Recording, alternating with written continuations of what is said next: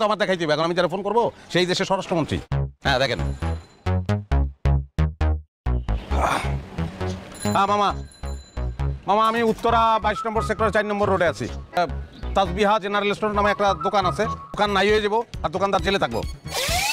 কি করছে এটা শুনে কি করবেন? আপনার বাইকটা থ্রেট দিচ্ছে, জানে মেরে ফেলাবে সেই থ্রেট। জি পুলিশও পাঠান মামা। একটা রিক্সাওয়ালা আছে জড়িত।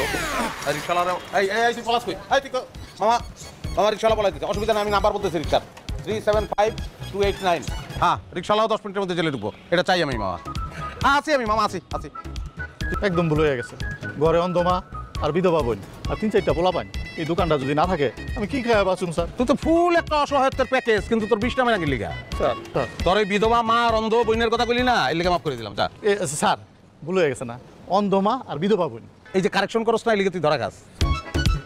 তুই এখানে কিন্তু ঢুকছিলি কারেকশন করতে দোকান ছেড়া, এর লিগে ধরা খাইছিস তুই। জীবন আর কারেকশন করবি না, যে যেটা বলবো জি জি করবি। কি করবি? জি হ্যাঁ যা দোকানে, যা দোকানে গিয়ে বয়, যা বাতাসটা যা বলে এগিয়ে দিই আপনাকে।